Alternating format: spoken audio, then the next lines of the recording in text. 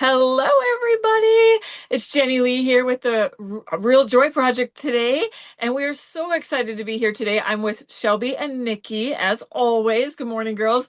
And we have a guest speaker today. Gail Renwick is with us, and we are so excited to have her here with us today. Gail is a self-proclaimed hope dealer, and she's going to talk about that. I am so excited for Gail to be here today. I was thinking this morning, Gail, we have known each other for Mm, 34 years. it's So insane. it is. You're Gail gonna and make I. me teary just thinking about it.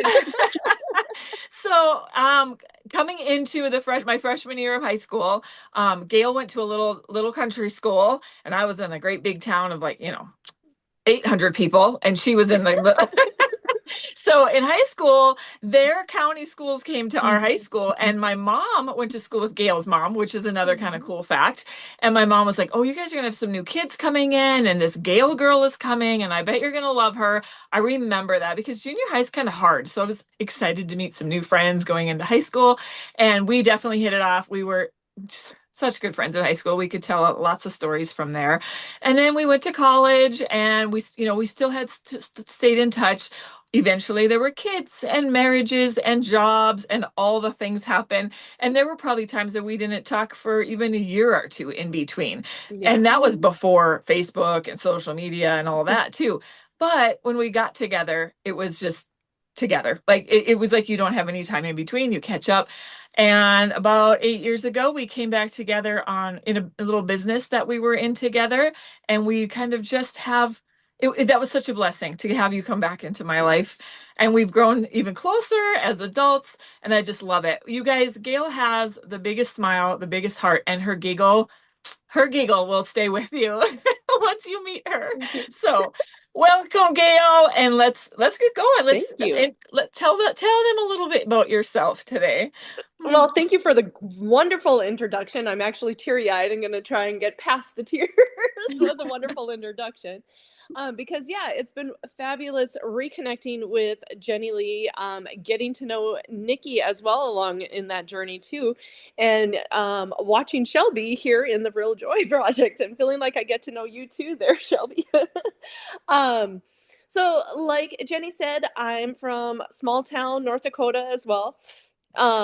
In grade school, there were six people, and we graduated with 46, I think, if I remember right, 46 or 47. So yeah, very small town. I am the oldest sister with two younger brothers. So I always, when I think about my life, I was first a daughter, then a sister, then became a wife. I am a mother of four children, two angel babies, and two adult children. So we were empty nesters there for a while. We are no longer an empty nester because one of the little birdies came back home. And so our daughter Keely is back home while she is going to physical therapy school in the same town. So it is working out wonderfully for her. She told us the other day, and I loved this. She goes, I made a strategic adult decision by moving back home because we were teasing her about moving back home. Yeah. I made a strategic decision to save money by moving back home. So we thought that was pretty funny. Um, and then here in the last 10 years, I actually 10 years this month, I have been in property management and working on communities and helping people find their next home and developing teams and staff members along the way. And so yeah, that's part of the reason why I was invited here today was to tell you guys more about being a hope dealer. Well, and So my Gail, hope deal. Oh, yep. Go ahead. no, absolutely. Go ahead. That's what I was going to say. You were one of the first people we thought of to be on here because of your heart and because you are so giving. But you're a busy lady, and like we always talk about bringing together the different seasons of our lives, and you've had a lot of different seasons. So Yes. yeah, so tell us about that Hope dealership that you got going on. Yep. You know what? This actually, I was trying to remember when I came up with that, and it was likely, um, it was probably about 25 years ago. I was with another direct marketing company, and I was listening to their online training, and someone there, I wish I remembered who, because I would love to thank them, came up with this and said, I'm a hope dealer. And that hope actually stands for helping other people excel. Mm-hmm. And it just resonated with me so much. And it has been my personal motto and honestly my leadership brand. Like I have taken it and branded my leadership style around being a hope dealer. And I talk about it with other people in my organization and stuff even. It really comes from having a servant heart and being a servant leader. So that really comes from helping coming alongside people. It's not even helping them. It's really coming alongside them, to be honest, and showing them how they can do better, how they can be do things better. But also it really comes from loving people. I will say that too. Like my husband oftentimes tells me I'm too trusting. And I tell him that I would rather be too trusting and um, have someone walk over that than not trust enough. So that is just kind of how I am. So I love people, love being around them.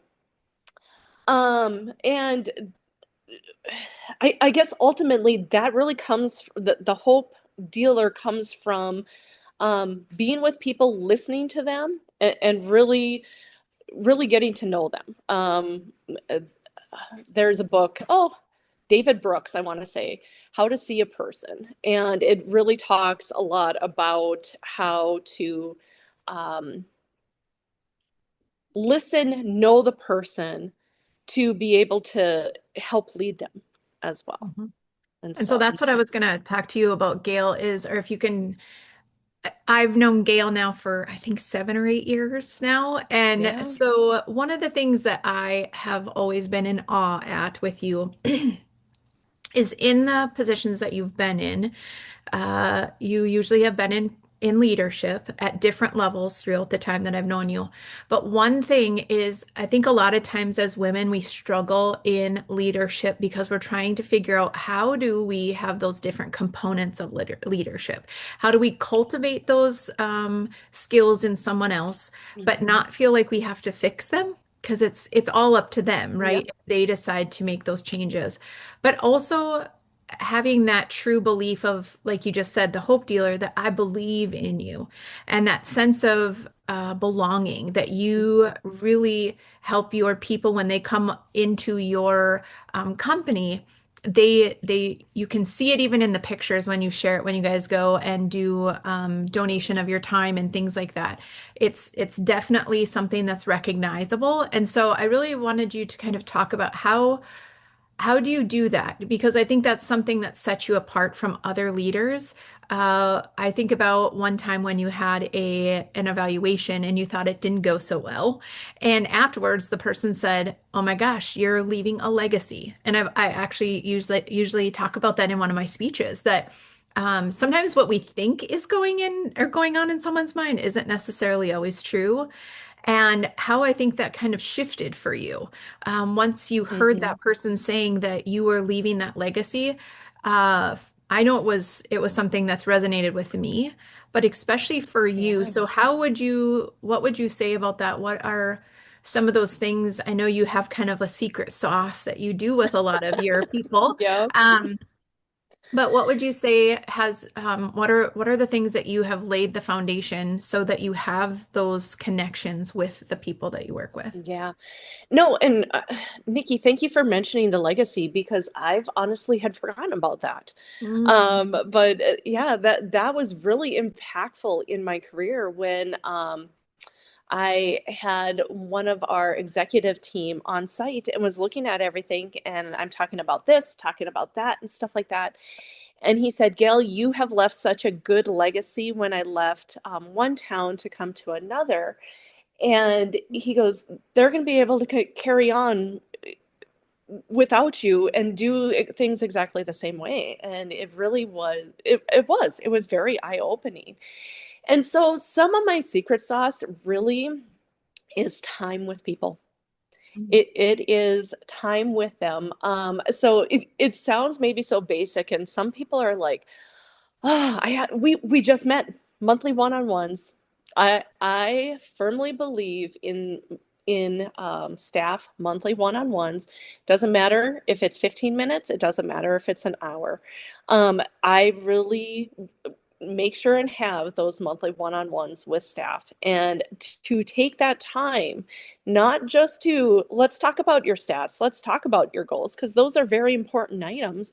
But when I'm starting on a new team, um, tell me about who's your girlfriend, what's your dog's name, are you a cat or a dog person? One of my favorite questions is, would you rather skydive or swim with sharks in a cage? So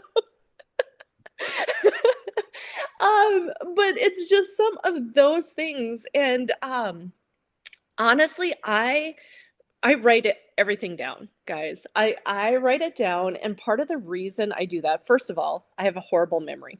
Horrible, horrible memory. If I write it down, I remember. I might not have to go back to that note, but I have to write it down in order to remember.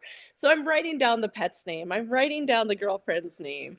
I'm writing down the kids' names, stuff like that when I'm first meeting people. But there is such power in writing something down because it's important. People Mhm. see when we are writing, physically writing something down, that is something important that you are taking the time to write down. Um, uh, Honestly, I use it as a strategy when I am having a meeting with a resident, even if their complaint is totally invalid. I write it down, even though I know what the answer is going to be. I'll write down everything that they talk about and then follow up with them on what the answer will be, because writing it down is important. So I think that is one of the things. And then honestly, Nikki, I love some of the questions that I ask in my one-on-ones. And Mhm. my team knows that these are consistent questions, not saying I won't have more, but these questions are consistent in every one-on-one. One of them, like I said, we review stats. How are you doing? What's your job performance? What's it look like? Let's look at your goals. What can I do to help get you to meet that goal? But the next one where I really make them think and dig, and you have to come prepared to my one-on-ones, is I want to know, what was your recent win?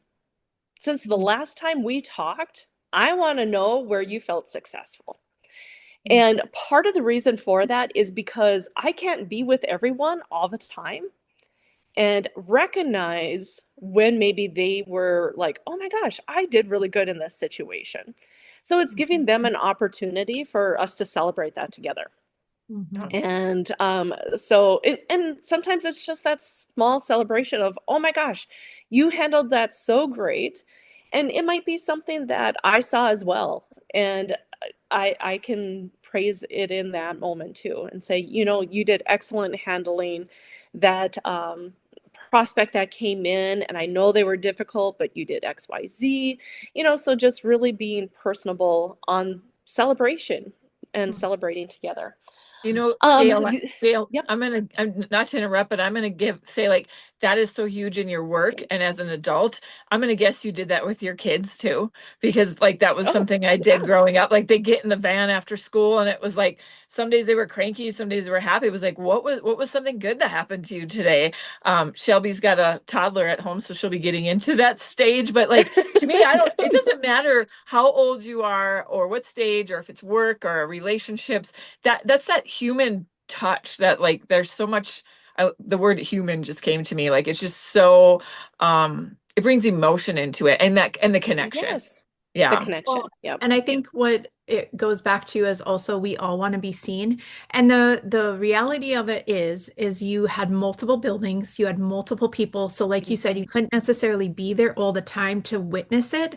But for one, having them bring it up and that also, I'm sure, taught you a lot about how they saw things, right? How they see things. Mhm. Because if it was something very small and they're like, yeah, but it wasn't really that big of a deal, or if they're like, oh my gosh, it had to be really big to be celebrated, helping them start to see that even the smallest things could be wins. And we all want to be seen, even though, we're like, oh, I don't Yes. need that. Oh gosh, when somebody tells you, like, oh my gosh, you did a great job at that.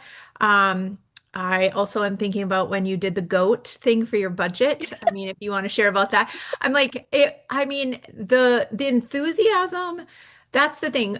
It can be for me have to present a budget, which I do have to do, is not my favoriteest thing. But if you guys know Gail, she loves numbers. For me, ugh. But I love no numbers in a different way. But um you just lit up. Like when you would tell Jenny Lee and I about it, you just lit up and you brought the fun into it. And so, but still getting the job done. And so I also think that Yeah. it trickles down, right? If your leadership Yes. is enthusiastic in the job that they're doing, not that it's always rainbow and sunshine, but I've said this to you before. I think that you cultivate this this space of learning and wanting to do better and to be collective as a team and rise to the next level. So when you cultivate that even in yourself, instead of just going in and saying, Hmm. well, this is what the budget is, you're like, oh, let me bring a little pizzazz to it. And you made it fun. And I mean, we could only imagine what it was like to be in that room. But I think that's what I think of, there's a story out there, like if somebody, because I used to teach the nurture heart approach, and it was the story about this guy at the toll bridge, and there was just this long line of people in his line to get through, and everybody wanted to go, and other people are like, "What's the big deal? Why is everybody going over there?" They're like, "I don't know." And he went in there the one day, and this guy's like, "Hey!" And I just picture you like you got your tunes rocking, you like got this enthusiasm, and people look Not forward that to much, going to but work, right? Yeah. yep. And then, the guy's like, how's your day? I'll see you next week and all this kind of stuff. And so that's why there's the big long line because everybody wants a piece of that energy. They want that good stuff, the hope dealer, all of the good stuff. And then, the one guy says to him, well, what's up with the rest of the guys over here? Why aren't they like you? And he goes, oh, the people in the stand-up coffins because they were thinking, their job was a drab and then it was just like Yeah. wah wah wah. And it's like it is what you make it, right? And so I Yep. think that kind of leads into one of the other conversations we wanted to talk to you about today is how you started to feel restless a little bit, even though you had had such Yes. such success. Why don't you tell us a little bit about how you were doing great at your job, you had moved up, and what you were starting to feel then, and what you did with that? Yeah. No, and restless is a good way to explain it. I could just feel in my heart that something needed to change at work. And like you said, it wasn't a matter of loving my job because I am. I'm passionate about my job. I'm passionate about my people, but I just knew something needed to change and I didn't know what that looked like. And it was actually a year ago that I had someone approach me and, hey, would you be interested in doing this other career? And it was a long 90-day process. And during that time, I really thought I was going to be taking this other opportunity because I had been praying about it so hard about I need a change and God, this must be the change that you've put into my lap. And okay, am I supposed to be doing this? And um what I was taught in that was to actually be still. And because God was working behind the scenes in that. What ended up happening is the day before I was going to give my notice, um, a job opportunity came up. with my current organization. And absolutely, the reason I was going considering this other job is because it was something different. It was still in property management, but it was something different that I was doing. I was excited about it. I asked a lot of questions, and guys, in 90 days, your mind flip-flopped so many times, but I had verbally accepted the offer, and they couldn't give me um, a written offer until the next day, is what he said. I can get it to you tomorrow. And within that time frame, this new opportunity at my current job came up. And the amount of tears that were shed during that. And I'm talking about the next day telling them I have to put a hold on this because this has come up. I don't know what I want to do, to writing all the pros and cons down and still thinking I was going to be making a career change. And I had visited with the other organization, and they had answered all my questions, and I felt confident that I was going to do it. And then, okay, so the day of, I was talking to my supervisor to let her know what was happening behind the scenes. And I told her I was going to be giving you my notice yesterday when this opportunity came up. And to say she was blindsided was another thing too, because my supervisor and I have a very good relationship, and someone I trust and respect tremendously. And so there was nothing more than I wanted to do than to ask her if I should take this other opportunity too. And after I talked to her, and after I had gone through the interview and stuff like that, it it was so clear. It was so clear that I was supposed to be staying at my current employment with this promotion. Um, and literally that morning after I had done my breakdown and that cry, I'm like, I'm going with this other one. I had written out all the pros and cons. I want this other job. And after talking to my supervisor, I was so excited about staying. I was so excited about staying. And so it became very clear that I was meant to stay where I'm at and take on this new role within the company, a new senior management position. The thing that comes to my mind after you share that story, Gail, is, unanswered prayers, or what we assume are unanswered prayers, right? You were saying, I need something different. And like you said, you felt that to be still, which I could go into a whole nother story about being still. We Yeah. could go through it for a whole year or more. But so I think the moral of your story is that, you thought you had to leave to find more, right? And just being honest with yourself and with your people at work that were higher up, you were able to find something that you thought you had to leave to look for. Yeah. And just being honest and being forthright with, hey, I'm looking for something different. And if I remember correctly, I mean, they all were thinking you were the person that was going to be it anyway. You were just like the last to know. Like they're like, oh Yeah. my gosh, yeah, you need to be going. And so I think that one of the things is that I think I've shared with all of you at some point in time, I read somewhere in some statistics, that's my area, is that, men will apply for a job based on the job description and the skills needed if they have 30 to 60% of the skill set. Women will only apply if they feel they have 100% of the skill set. And so I think this is a perfect example where you thought, not knowing if there was even going to be, it was like a domino effect of all the things that happened for you, right? Yeah. Somebody left and all these different things happened, and it was a fairly quick thing that happened. But thinking that, I even remember there were some moments you're like, is this really something I can do? And I think both Jenny Lee as your hype girls were like, oh, hell yes, you can do this. You've already Yeah. been doing it. And the other thing is that we think that it always has to be hard. We think Yes. that there has to be this hard earn, like trudge through the mud. And I think once you made that decision, it was easy. And you've even had some days like, you were going from dusk till dawn. I mean, I could go through all of the memories with water.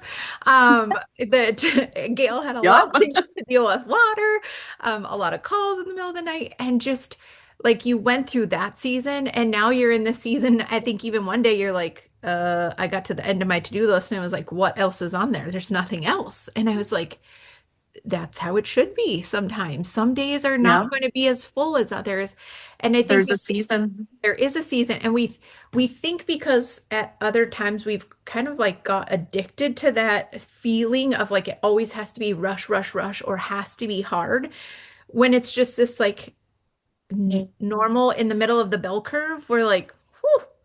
And I think we've both had to remind you, like, hey, this is good. Like, it's okay. Yeah. It's not like rush, rush, rush. But I think, would you say that's been hard for you too, to like, Oh, absolutely. Like, and I think it was the change that I needed, mm, though, too, and yeah, was looking for that yeah, I couldn't put my finger on. right, And so there's very much a season in this new role, with the busy. And today happens to be one of those days where I'm just like, wow, all these things are popping up out of nowhere that have to be taken care of today.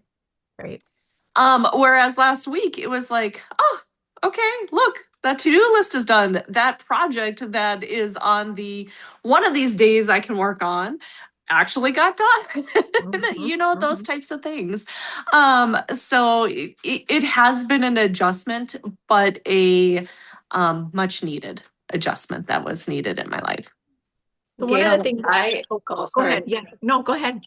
I love hearing your side, kind of from a different perspective than mine. I used to work, kind of in like a corporate business right out of college, and then started working for a really small, like family-owned chiropractor business. But after moving, I went out on my own and started my own business, and I had done that for a couple of years and then had our daughter, and I kind of took a break from that. And it just really resonated with me hearing you talk about like how hard it was to transition, but also just to accept that we don't have to make really big, elaborate changes either. So for myself, I really struggled thinking that I had to keep this identity of an online personal trainer because that's what I had built my business around after moving. And I know I had several conversations, even with Jenny, about how I just felt like I needed to do something more. And really, it was just I needed to do something different and kind of like find my identity of who I was or who I am now in this season of life. So changing from being that online personal trainer to now having my habit mama. I'm running a blog and just a women's community on social media. It's just interesting hearing it in more of like the corporate, how everybody thinks about work and making changes and finding different roles. But I thought it was really cool to hear your side of it and still be able to relate as a work from home mom who's still trying to find her identity kind of in the workforce too.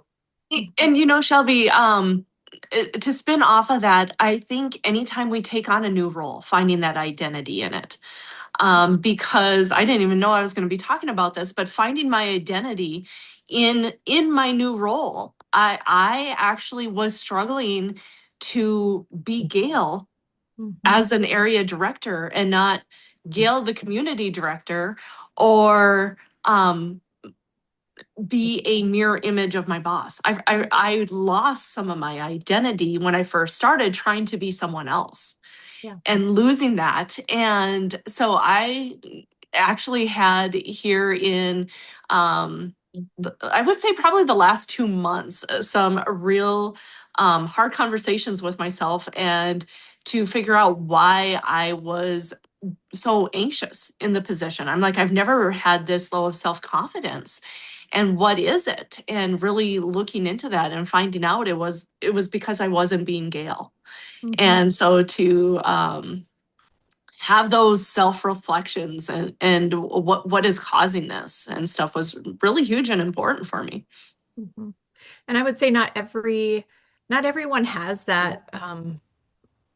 that ability to reflect on it. Like sometimes they just full steam ahead. Because I would say that I had Mhm. something like that in my previous career, where when I stepped up into administration, the first year was a train wreck because I was trying to be someone else, looking at how they did it, and I was trying to be like them, but not lose myself. But somewhere in there, I lost myself. So I would agree with that. And then I remember going back to some of those people that I was probably horrible to. And it was a terrible experience for both of us. And I remember sitting down saying, okay, I'm pretty sure I know I don't want another year like last year. I'm pretty sure you don't either. How about we Mhm. like work through this together and I'm going to work on being me. So it's that sense of camaraderie and belonging. But I love that both you and Shelby said you had to reestablish and kind of recalibrate as to who you were in that role. And I think there were even moments that you shared with Jenny Lee and I that were like, but in the previous job, I had to do X, Y, and Z. And we're like, but what? Yep. You're like, so, right? But you were used to that. And the next thing I kind of wanted to do was like talk about how, because even between all four of us here that are on the screen, but I'm just how the different season of work, but also the different seasons of life. So you talked about I remember you sharing what it was like to be an empty nester. And I know I have my own stories of empty nesting. And so I put on my notes for you of re-nesting. Now you have re-nesting, Re-nesty. and so some of those things that you had developed as part of your schedule or your routine with your hubby at home. And I even Yeah. think about some of the hobbies that you and him would can together or you would cook together. And you guys hosted like multiple, I don't even know, like multiple things for the dinner party that you guys do, Yep, yep. just all of those different things. And I think it's as somebody from the outside in, it's been fun to hear about different things, like kind of almost like um getting a taste for like what are some of those. Like Shelb just said, she's in a different season. Sure. And just even what your season looked like empty nesting has been different than mine. And Hmm. so do you want to talk about that exploration and kind of fun with that too? Because I think Sure. you talked about that season of work, but I also think you have the season of life to talk about how that has shifted Okay. and to not go and tell our kids everything that they should do. Like they have to figure it out themselves. I know we've Oh, had that's those so hard. conversations. Yeah. So hard. Okay. So, well, I'm actually going to start with the parenting adults. Mm. Because I think I will forget about it before moving on to the my husband's and my relationship being empty nesters. Parenting adults is hard. I think it's harder than toddlers. Agreed. Agreed. Watch out, Shelby. Yeah. Yeah. um, no, parenting adults is so much harder because you know what the right decision that they need to make is, Mhm. but they have to go through life and make mistakes in order to learn. Mhm. Our best learning opportunities are when we make mistakes. Mhm. And so to really try and give them, have you thought about this? Have you thought about XYZ in this decision that you are trying to make? Mhm. So everything from not so great boyfriends and not so great girlfriends that we've gone through on have you thought about is how he's talking to you, is that appropriate, is that if this was your friend you were observing, what kind of advice would you give them and stuff like that. So it is so much harder. I'm even struggling talking about it just because you have to guide them instead of in that parenting decision to make the decision themselves and then shut up and let them make the decision, Well, which is the hardest part. yeah. And let me say, like, so I have a 17 and 19-year-old right now. So I like riding on your tails because I can be like, both of you have older kids, like, okay, what am I supposed to do in this Yeah. situation? What do I say? And I think as they get older, there's so much of us just praying and holding our breaths and Mhm. like, but it's so Please, hard. please make the right decision. And Gail, you've had like your son has moved a lot and been away and like Yes. just learning how to handle that, but you're handling it with so much grace. But I hope like those that are listening is through seasons of life, we have a whole nother chat where we talked about friendships, but I think that that's why like recognizing as adults we have different friends in different seasons and they all bring something to us. And so finding a friend or somebody who's also going through that season that has this kids the same age or maybe even a little older because then you can get that. And thank you for being that for me because yeah, you are Yes. you are going through all of that with a lot of grace and I love watching you with your adult children and I take notes. Oh, Well, it's something.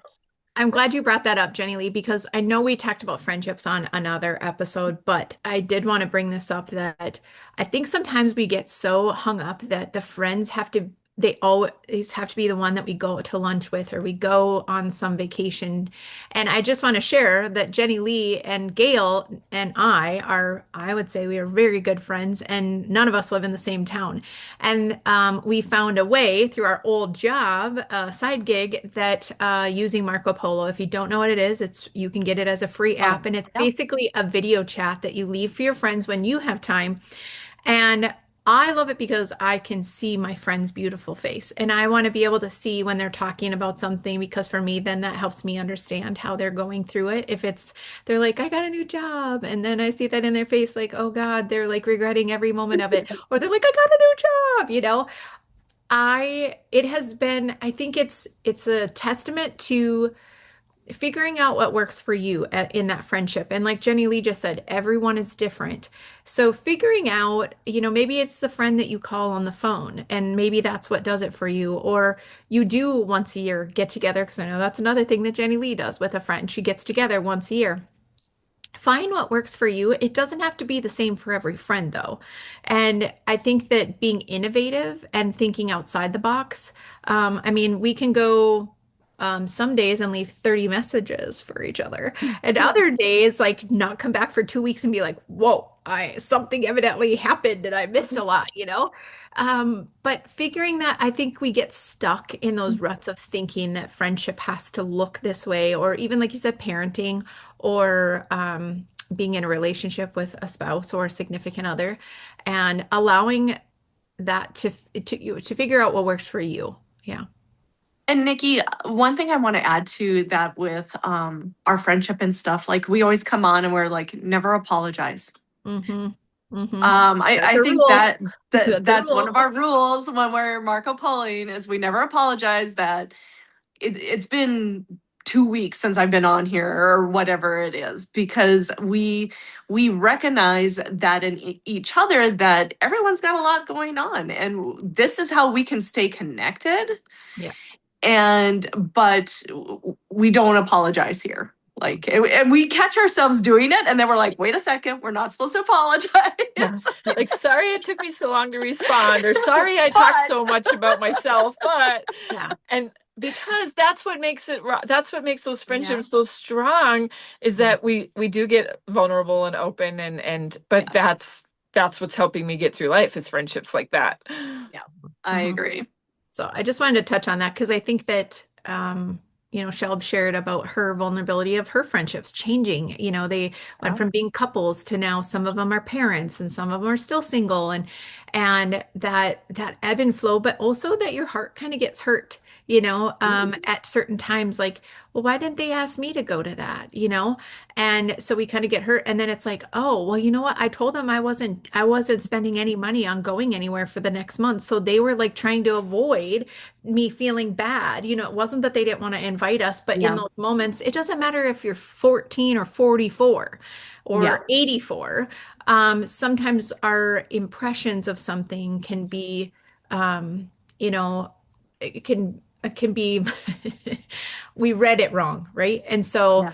I think what it comes back to is the intention. And I guess just to bring it full circle from the conversation that we started with you is I think it comes back to intention with you, not only with friendships, but with your leadership and your guidance in the jobs that you have had thus far, is that your intention is to be connected. It's not to be their best friend, but it is to have that connection of that they're people and that you want to know who they are and you share some about you so that there is some of that give and take, but not going too far. There's always good, I know you always talk about this. It's good to have boundaries, right? We don't go past Yes. it.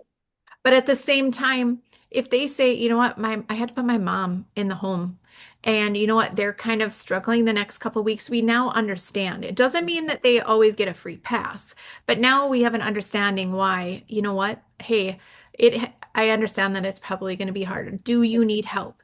Is there Yep. something else that I can help provide to you? So I think that's where you also cultivate that sense of like, hey, this is not something you have to do alone.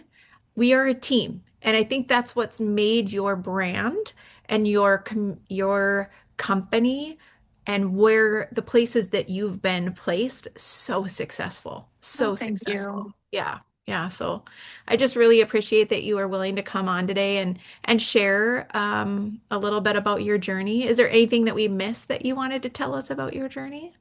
Gosh, no, not that I can think of. We talked a great I deal think we and went all the way all around the the way full around. circle. Yeah, yeah. No, I just want to say thank you so much.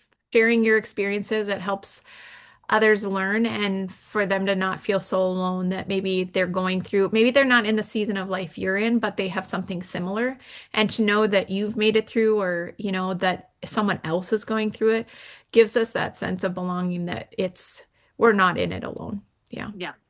I absolutely got that from this. And this is my first time meeting you, Gail, and it's through a phone screen. So um, I just want to thank you as well for sharing all of this too. I really, a lot of what you said resonated with me, and I appreciate you taking the time to share with all of us. Yeah. And at the Real Joy Project, like when we say the real joy, we always want, it's not that it's about being happy and, deliriously happy at all times. It is about finding joy through the seasons of life because they're hard. Some of them are hard and some of them are really good. Sometimes we're sailing along and then sometimes the waves are crashing. But Gail, I think that you really embody that. When we talk about the Real Joy Project, you really just embody joy and you share it with others, and that's the most important thing. Well, thank you. Mhm. Her giggle is the best, It but she is. also gives some of the best hugs. If you ever have a bad day, if you are anywhere near Gail Oh, Renwick, make sure you get a Gail hug because it is. I I even stop in her office once in a while and just like real quick if I'm moving through town just to get one.